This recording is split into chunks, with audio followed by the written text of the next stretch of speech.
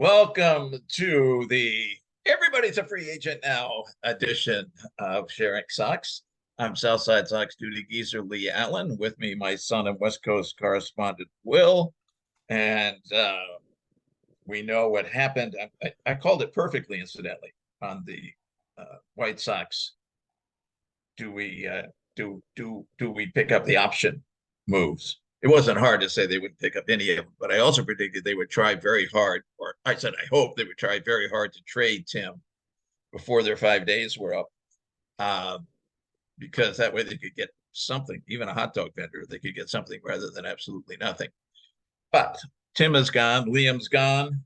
Not that they can't come back on different contracts. Having a one-year contract with Liam makes no sense. He's not going to be able to pitch until September, probably, if then. I think there's no way those guys are coming back.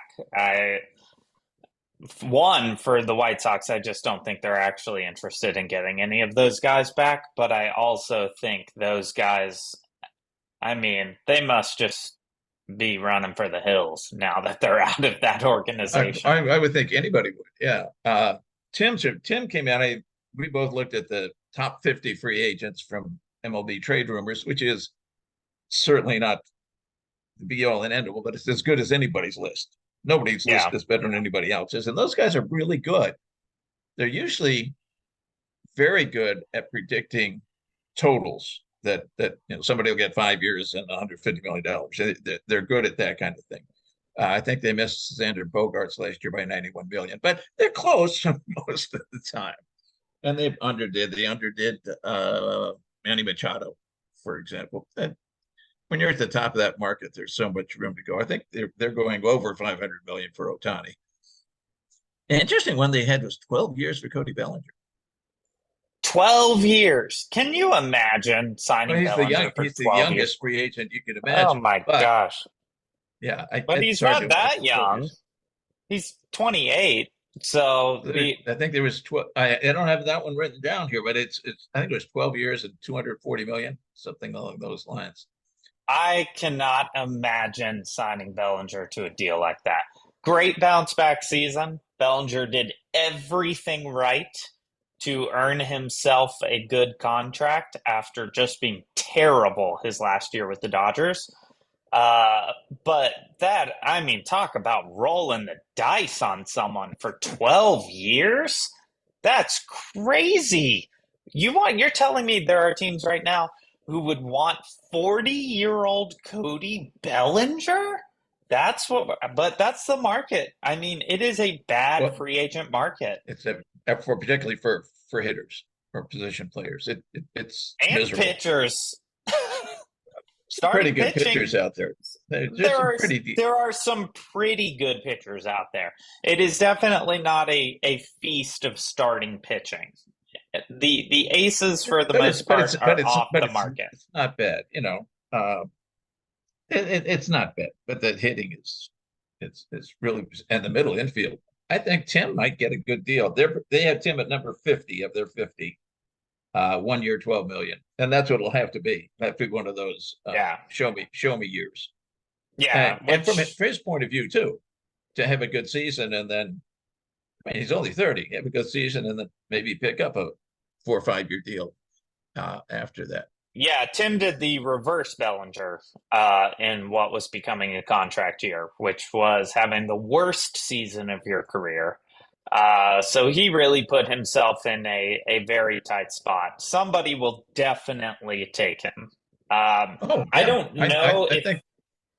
know if it'll be a good team that takes him for 12 million, or if he's going to end up in a smaller mid market with an $8 million deal. On their chat, on the MLBTR chat, there were a couple questions about Tim. That was the only thing that had the White Sox at all, I think. And the guy, the professional, the guy from the sites suggested that while there may be some major market people who are looking for shortstop / second baseman, he's probably going to end up at second base. He's not a good shortstop. Yeah. He suggested, and then somebody asked about Miami, because Miami's got middle infield problems. And he suggested that might be something Tim really likes, to get out from the huge major market spotlight and Pressure. have a chance Yeah. to go back and regroup personally. I think that makes sense. Now, when you've had the big spotlight, do you give it up? Now, politicians can't, maybe ball players can't either.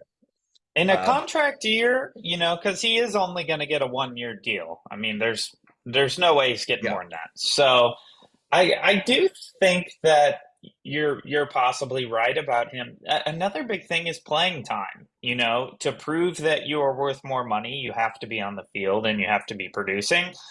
If you go to a place like, let's say, Los Angeles, New York, those places are going to pull you off the field sooner at that price point than other teams will. A lot of other teams, if they're going to pay you 12 million per year, let's say 10 million per year, they're going to try to keep you on the field and give you that chance. If you go to a place like the Dodgers, Yankees, you're making 12 million. That's kind of chump change for them in a lot of ways. So if you're not producing, you could find yourself gone. You could certainly find yourself in a limited bench role, which makes it a lot harder to get that 4 year contract, a lot harder to build back that faith in what you can do. I think Tim is actually a really interesting free agent. And he's a guy, you mentioned he was 50th on the list. And he's a guy that has the potential to be someone who should have been 15th on the list, but he also has the absolutely. potential to be someone who should have been 75th on the list. So it really is going to be a fascinating year for Tim Anderson. I think if he and his representation are smart, they will go to a place where he is definitely going to play every day, probably at second base. Not that he's Just ever done that, you understand, in the last right. 6 years, because he's injured Play half the time. play every day. Yeah, have the opportunity to play every day if he's healthy so that he can possibly get a bigger contract, because the last thing he wants is to go to one of the major teams and get played off the field or end up in a utility role where he doesn't get to bat, at least, on a regular basis. He's not going to get his next big contract from his glove, most likely, but if you can get Tim Anderson for 10 to 12 million and the dude jumps back up to even 280, 290, if he really And jumps back to his old ways, takes the occasional walk. well, that's not going to happen. So you got to take that out of the equation. But if he can get up, but Tim Anderson's metrics are truly terrible. I mean, that season was awful. I think I read his ground ball rate was something around 70%. Over 60%. It was Over worse. 60%. Over 60%. It was the worst in the major leagues of regulars anyway, by 4%.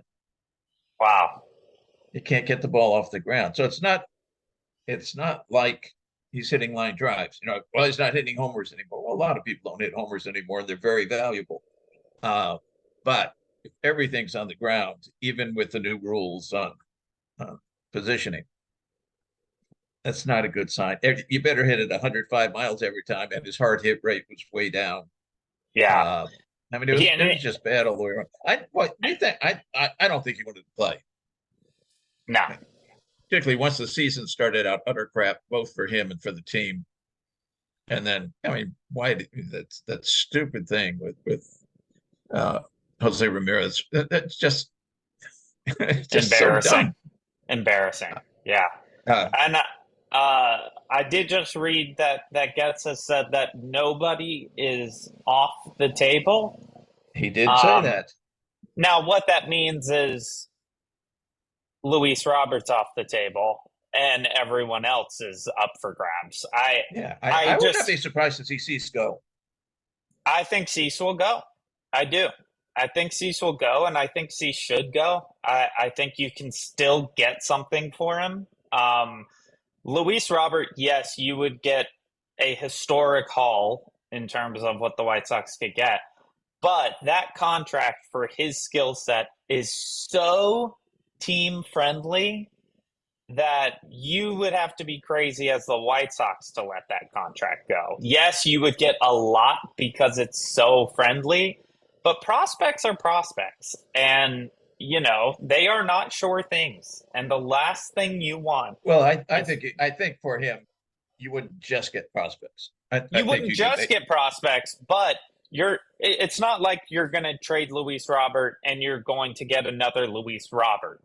What you're going to get is some guys worse than Luis Robert and some prospects who could be Luis Robert. I mean, you would get top prospects. You're not dealing with somebody's eighth best prospect in their system. You're getting one and twos.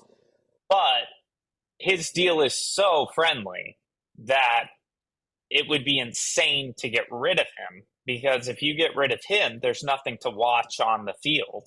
One thing with this White Sox team, you get rid of him, you've got no face of the franchise.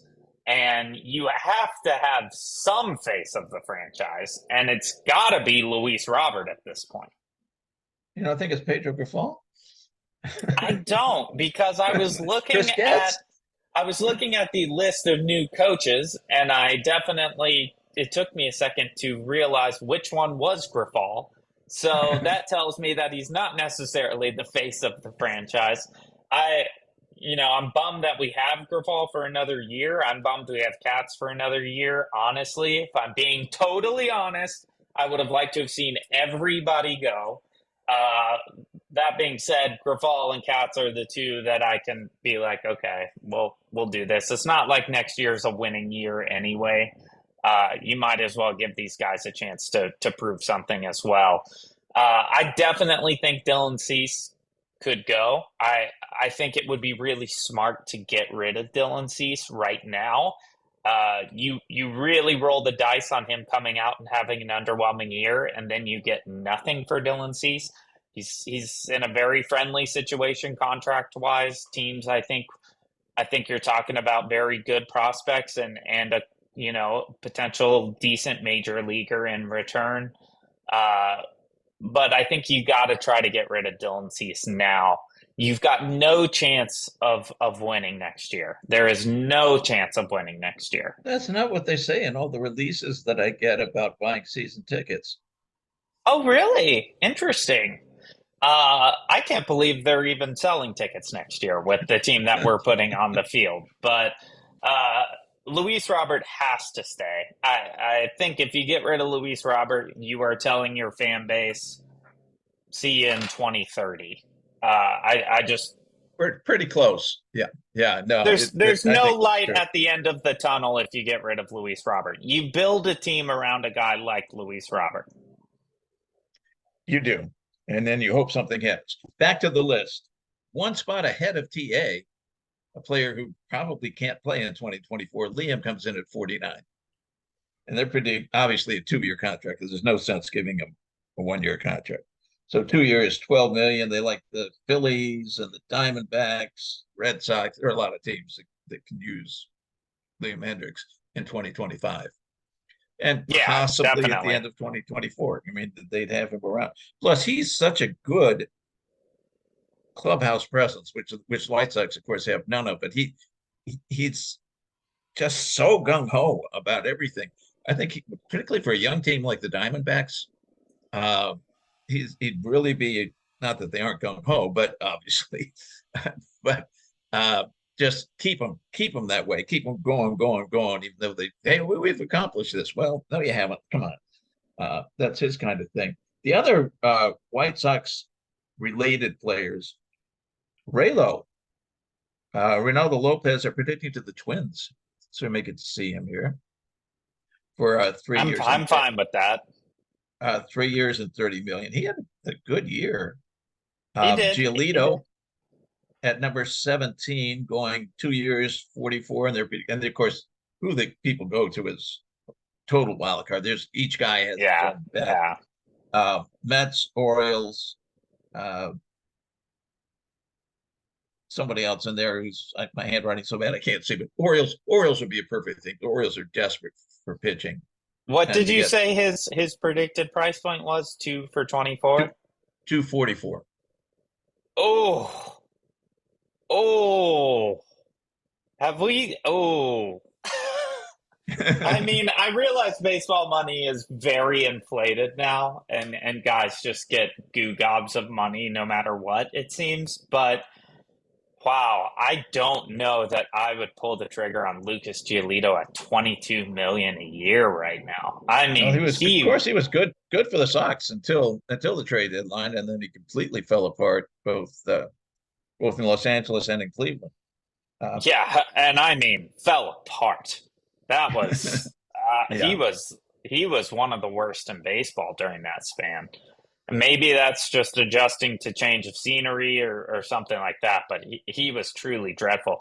I'm actually surprised he's as high on that list as he is given, but he has shown us in the past that he's a good pitcher and can be a good pitcher. So get him he to can a be very place good. with great pitching coaching and allow him to get some comfort. I think there's a chance he could be a guy worth a decent amount of money, but I don't. I mean, maybe because they're so desperate, Baltimore is going to be willing to spend that kind of money on him. But I don't know. Baltimore is not a huge contract team, and that is No, a no, it's not. pretty big contract. The Mets, of course, seem like the right kind of people to make that bad move. They seem to only make bad moves or questionable moves. Um, yeah, I don't know. And there's a world where, he could take a pay cut and come to the White Sox, but I also don't see that happening. No, I don't think that's coming. At their number 30 point, we left out he who should not be named. They're predicting 2 years, 26. So much less than Giolito, which is interesting. Yeah, I mean, the double Tommy John surgery is still going to kind of linger, even though Uvalde certainly showed us in the World Series that you can be elite after a second Tommy John. But he's kind of the shining example. And Clevenger is definitely not quite at that level, but he will land somewhere, and I think he'll probably be right around that price point. I think that's exactly right. Of all the players now coming in, again, the predictions could be wildly off base on any of this. It really looks, they think as a group that the Tigers are going to be more aggressive than anybody else, the AL Central. And Hmm. I think that's probably true. And I think the Tigers could actually be, at least within the division, pretty good next year Yeah, because they they have. were missing our entire starting pitching staff almost for most of the year. Those guys are due back. Uh, Yeah, and they are doing a pretty good rebuild in terms of young talent as well. I mean, the biggest thing the Tigers have going against them is that Javi Baez picked up his option. I'm sure that's the one where they were sitting there being like, "Come on, Javi, come on, don't take it, don't take it." And of course he took it because it's worth $1 trillion. So why would he not take it? well, and on the other side on that, if they're going for these young pitchers back and these guys see him as being in on Sonny Gray and Flaherty and several other of the pitching choice, Tiger Molly, uh, number of pitching options out there. Baez is still though he's flaky, a premier defender Yeah, he throws the overall. ball into outer space, but yeah, he certainly has the ability to make outstanding plays and play solid defense, but he also has a wild arm and swings at stuff that I think they Oh, it's they crazy. It's they crazy. throw it in Detroit and it ends up in Minneapolis and he swings. His swings at sliders Yeah. are just comical. I mean, I watch games on TV and they're playing against the Tigers. I'm going, you throw him a strike. Why the hell did you throw him a strike? Yeah, There's never no throw him a reason to do strike. that. If you're not throwing a slider that's landing on or around first base, I don't know why you're throwing that to Javi Baez. Now, the ones that they think the White Sox, at least one of them thinks the White Sox would be in on it. Well, here I let's just think, let's take our break real quick, and we'll go with the guys that okay. we think are going to come to the White Sox, and we'll also talk a little bit about the free agent, where none of this matters until this particular man decides where he's going to go, because I think this year more than any, Free agency really depends on one guy's Well, decision. the top of the free agent market does. Yeah, yeah. The lower range guys can go wherever, but the top of the market depends on one guy, and you'll never guess who it is. We'll be right back on Sharing Sox. Welcome back to Sharing Sox. We talked about the White Sox and White Sox adjacent players on the free agency market. Now we're going to talk about the guys that MLB trade rumors thinks could end up at the White Sox. The Who do you got? top one they have is possible, and it's one choice out of three, is the number 11, Eduardo Rodriguez. But they have Erod as 4 years and 82 million, which sounds sensible, incidentally. He's been very good. White Sox are not going 4 years and 82 million on a pitcher. That's That not would going to happen. be, as we know, that would be the largest contract in White Sox history, and it's not going to happen. And next they have the next one, number 12, going from pitchers to hitters, Teoscar Hernández, 4 years and 80. That's not going to happen. Not going to happen. Not going to happen. So then we drop way down to number 28. This one's possible, I think. I think this one really is. Yariel Rodriguez, who has been playing in Japan, but he's Cuban. Oh, yes, And yes. Yeah. they have him at 4 years and 32 million, and 2 out of 3 picked the White Sox for that. And I think that's a possible. I think that's very possible. Well, those are White Sox numbers. I'm actually questioning the credibility of this list that they would have 280 million plus guys going to the White Sox. I mean, well, I'm sure they're saying one or the other, but I think Rodriguez, you're desperate for starting pitching. He's a starting pitcher. He's done well in Japan. Was on the Cuban national team for several years. He's still pretty young. I can see that one as a possibility. And then we go down to one where everybody said it's the White Sox. And this, of course, has been the rumor forever and ever and ever and ever, Whit Merrifield. Yeah, I saw that. Everybody predicted 218. him going to the White Sox. Why does everyone think he's going to the White Sox? Well, it's been in the press. It's been everybody's going. The White Sox are really in on Whit Merrifield. They really want Whit Merrifield since long before. I mean, obviously the White Sox couldn't say it because it would have been tampering, but since long before the season was over. Also, Salvi Perez, who's not in the top 50. I Do looked we up think Merrifield's. do we think the Merrifield thing is just like, oh, because we saw him do well against us for so long, we like the look And of he him? is. I mean, he's a White Sox killer and has been. I that seems like it. I looked up his defensive numbers. They have not been good the last couple of years. No, Uh, he's old. well, he's 30. He's going to be 35, which is not. You should not be calling that old anymore. But come on, that's uh, not prime. You're not in your prime in Major League Baseball at 35. no, and his defensive number is not good anywhere. I think I figured out what it is because of the perennial problem. Now he does play both right field and second base, which is perennial problems for the White Sox. I mean, forever here. I think maybe they think they can get him to play both positions at once. Save a little money. Because it's Only quite possible that the White Sox didn't notice the rule change that says that your infielders have to be playing on the dirt yeah. and figure he could play like the second baseman did against left-handed power hitters, halfway out Well, to right field and cover it all. Here's the thing, though. Does the right fielder have to be in the grass? I don't think so, no. Well, there you go. If you don't list him as the second baseman, but list him as the right fielder, he can play wherever you want. And Luis Robert, now with Benintendi was pretty bad in left field, but it's not the same thing as having Eloy out there or Vaughn or somebody.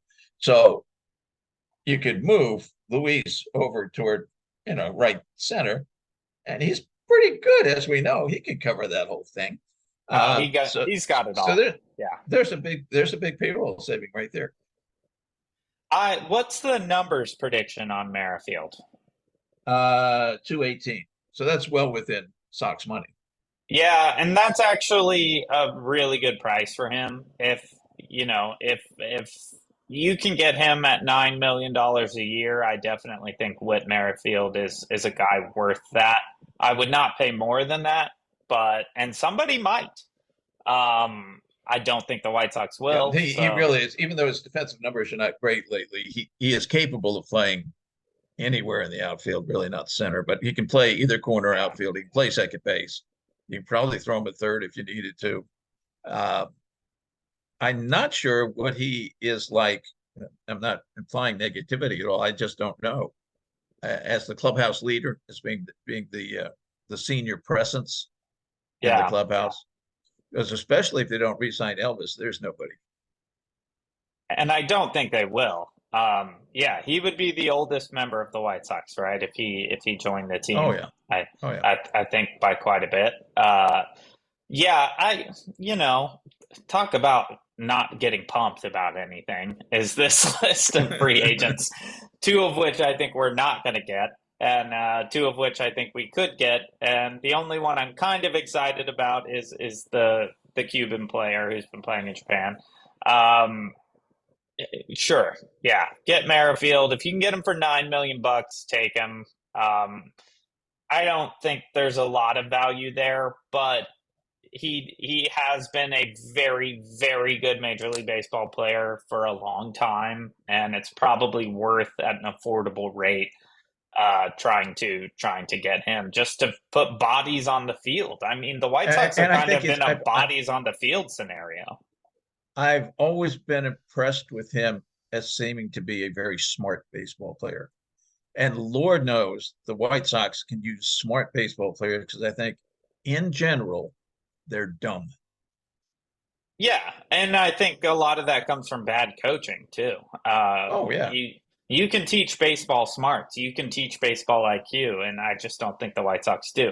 I do think Merrifield probably has a very, very high baseball IQ, and that, of course, is a valuable thing to bring in with a veteran presence, no doubt about that. So I'm not against a Whit Merrifield signing, but it does not, it's not going to help me get up in the morning and watch a White Sox game.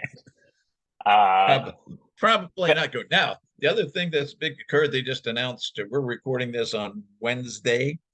On Tuesday, they announced this whole list of the new coaches, which is like 143 guys. They didn't list any new research and development kind of people. So we hope maybe they remember you're supposed to have one of those departments, but they may not.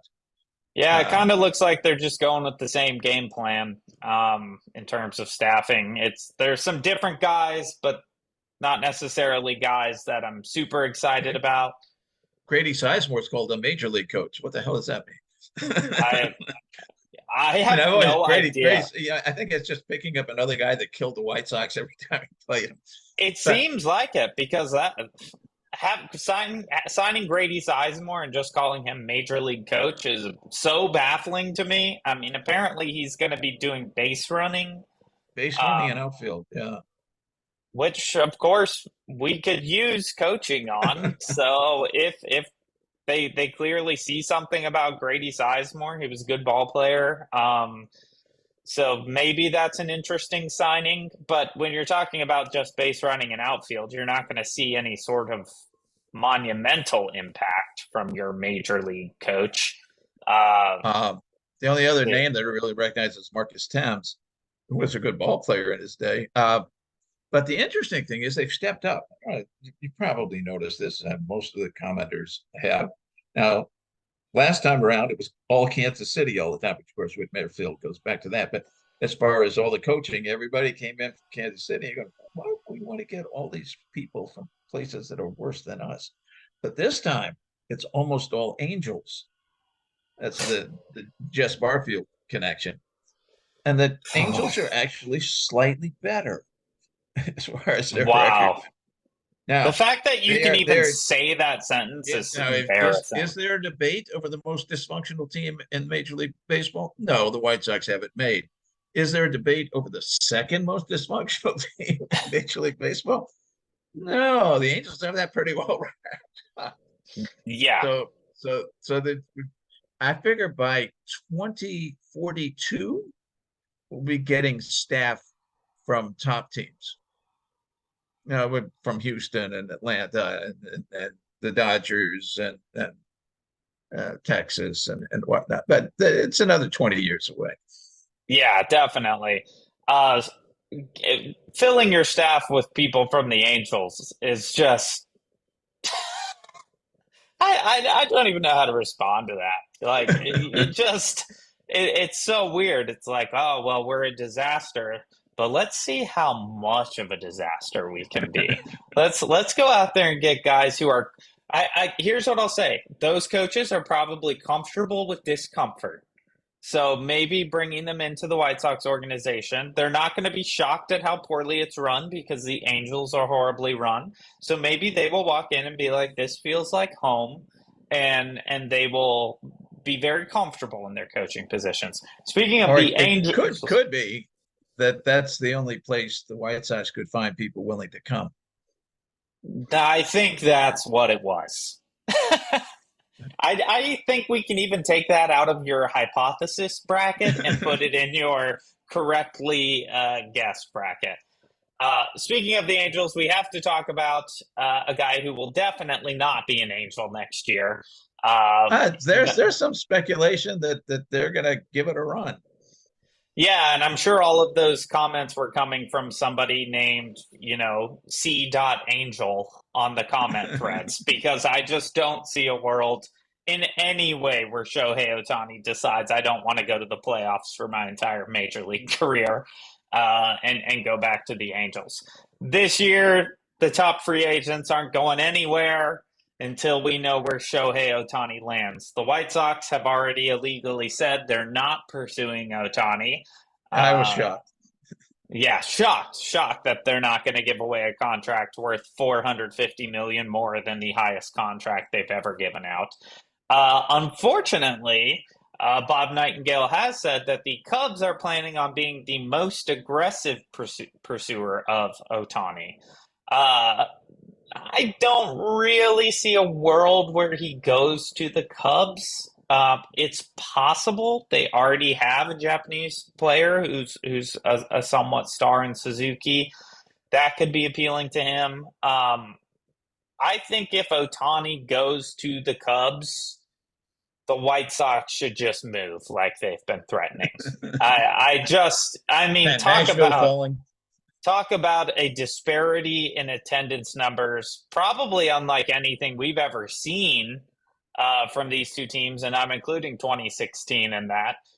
If Ohtani goes to the Cubs, you might as well not have a team on the South Side next year. They will be. I mean, the good news is people won't be paying attention to how bleak it is on the South Side. Nobody will be writing about it or caring about it or watching or attending or looking because I think even most of your White Sox fans are going to be trying to get tickets to go to Wrigley to see Ohtani. As a Los Angeles Dodgers fan, as my second team of preference, I gotta say it would be pretty devastating for him not to end up in Los Angeles. I know MLB trade rumors, all three of them predicted Ohtani goes to the Dodgers. It makes the most sense, but obviously you've heard this before, but we've never seen a guy like this on the free agency market since Babe Ruth, and that was a very different scenario and different time period. I don't believe there was a free agency market at the time. There was not. So quite different, but Ohtani, you're dealing with a guy who just having him on your team is worth whatever that number is because of the money that comes in from the international fan base, from merchandise sales. I mean, if you can get an Ohtani jersey that says Dodgers on the front of it, that will be the best-selling jersey in all of sports. If you can get one that says New York, not Queens, but the Bronx on the front of it, that's going to be the best-selling jersey in all of professional sports. I think either New York team would work. And the Giants, it would work. Yeah. So Ohtani is a guy who is undoubtedly worth the money, even if he is just a DH forever. I mean, he's going to be a good DH for 10, 12 more years. He's going to get a massive contract. It will be the biggest contract in the history of the game. Could end up being the biggest contract in the history of professional sports. Likely will be.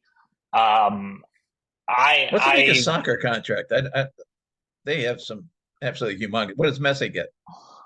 I don't know. I don't know. I mean, he's not probably not getting that from Inter Miami, but in the No, past, but it's possible yeah, he's gotten it from Barcelona, something like that. yeah. I'm more meant in the history of North American sports.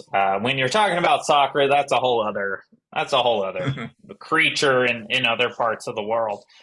Otani going to the Cubs would be the most devastating thing for me as a baseball fan that could happen for 2024. I would just be devastated to see that guy in a jersey that says Chicago on the front in red, white, and blue, and not black and white. That would just be brutal.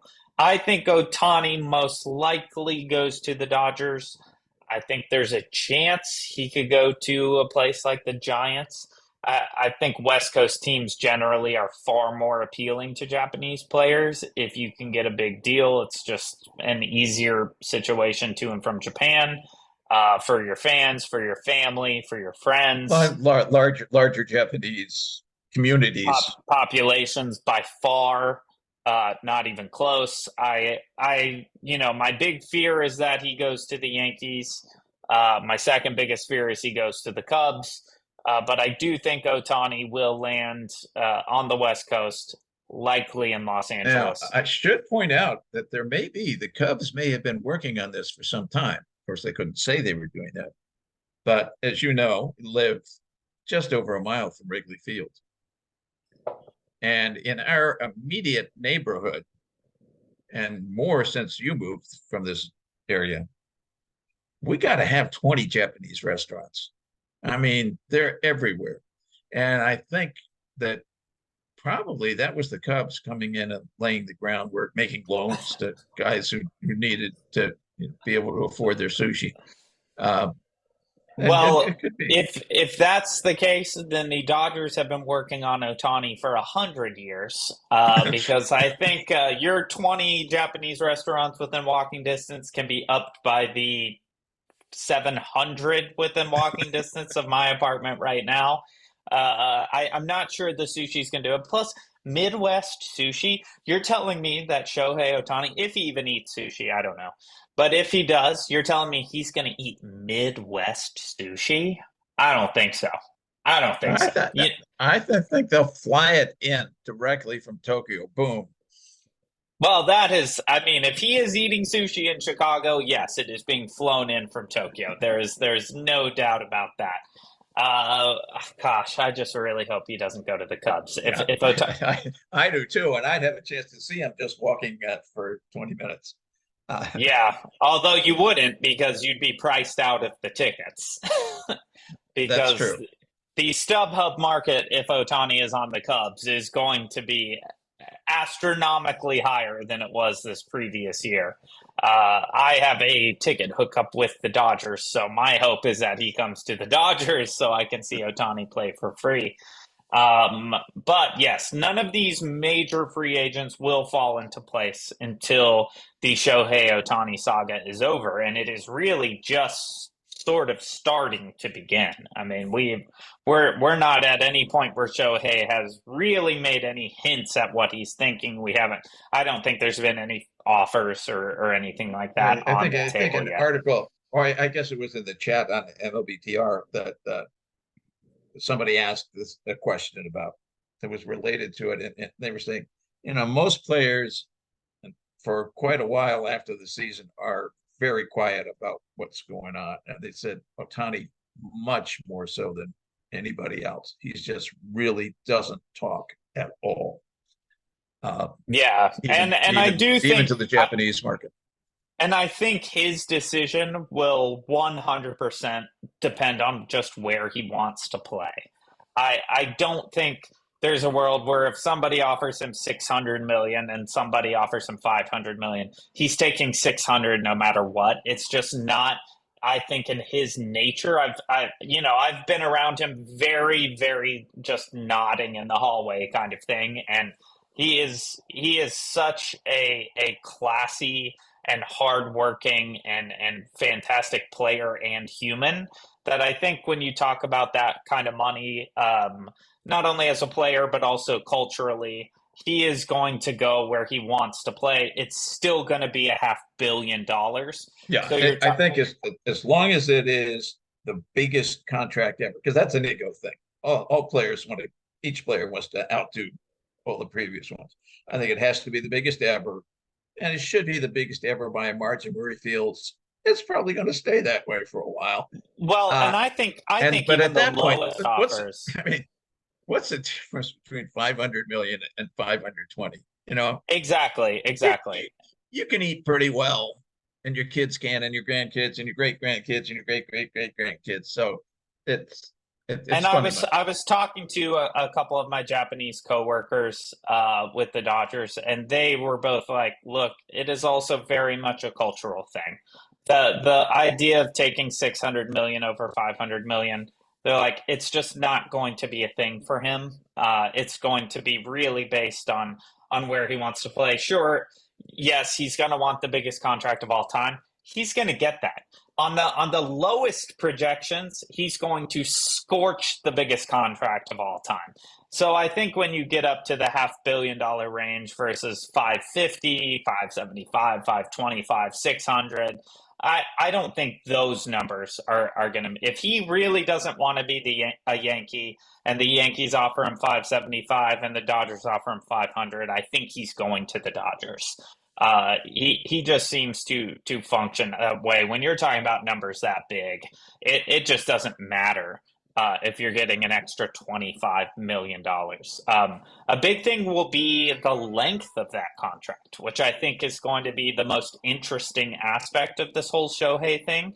Because I not only think he's going to get the largest contract money wise, he might get the most years anyone's ever gotten, which currently I think is 13 years. Yeah, It could be 14, but I'm pretty sure it's 13. And you give him a 14-year deal, and you're talking about Shohei up through age what, 42?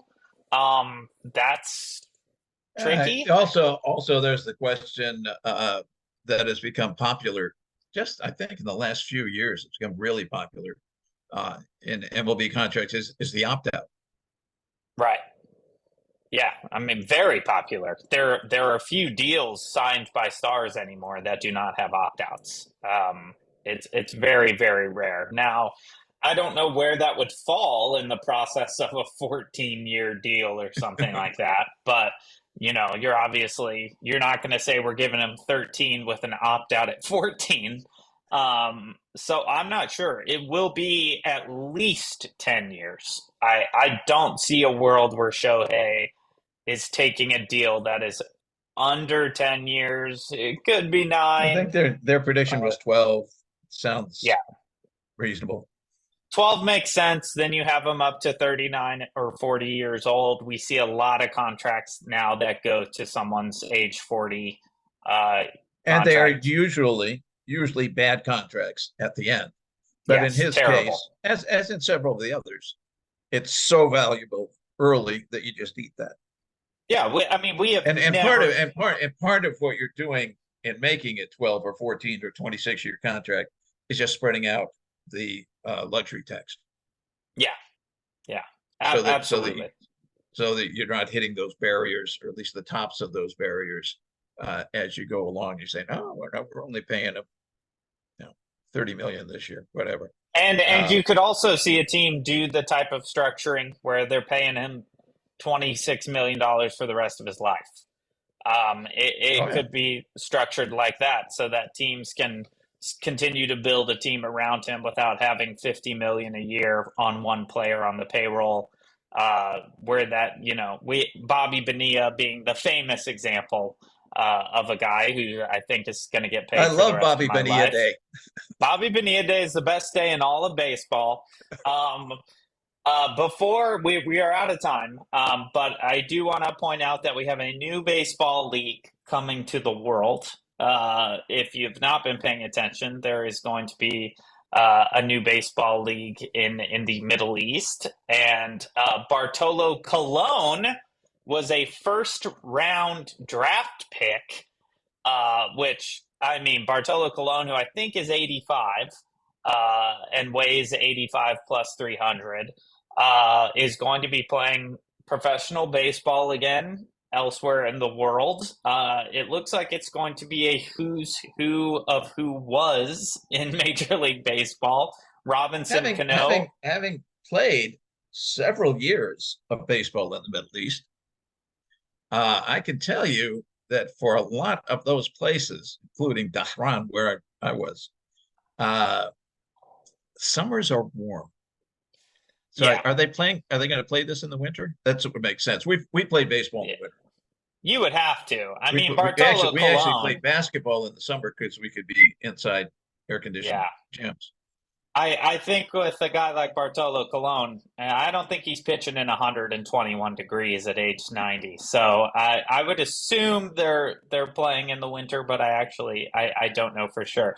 But the good news is, and the reason I bring this up, is we are going to have an opportunity for a second home run from Bartolo Colon. I don't know the rules or how hitting will work or anything like that. I have no clue what baseball in this league will look like.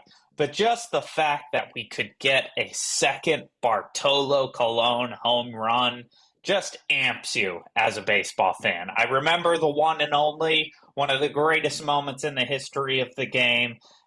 You gotta love Bartolo, and I'm excited that he's gonna keep playing baseball somewhere. With what seems like it will be a slightly elevated version of a men's rec league. A lot of these retired Major League Baseball players continue to play in these rec leagues when they're older. There's a great video, actually, of Jason Worth playing in a men's rec league, and I think that ball still hasn't landed. But yeah, so there will be new baseball next year, which is very fascinating, weird. I don't know why it's happening. I can't imagine there's a huge draw for, Robinson Cano in the Middle East, but maybe there is. But we will certainly be following that, and I think it will be an interesting thing to talk about if it actually even happens. I don't know, but they have drafted their players. Most of the first round was MLB players who were very, very good at one point and are now in their 40s. So yeah, we're gonna watch some old timers ball happening in the Middle East next year, which should be pretty exciting. That is all the time we have for today. Thank you so much for listening. We will be here as free agency unfolds, and be talking White Sox baseball throughout that process. So thanks for listening, and we will see you next time on Sharing Sox.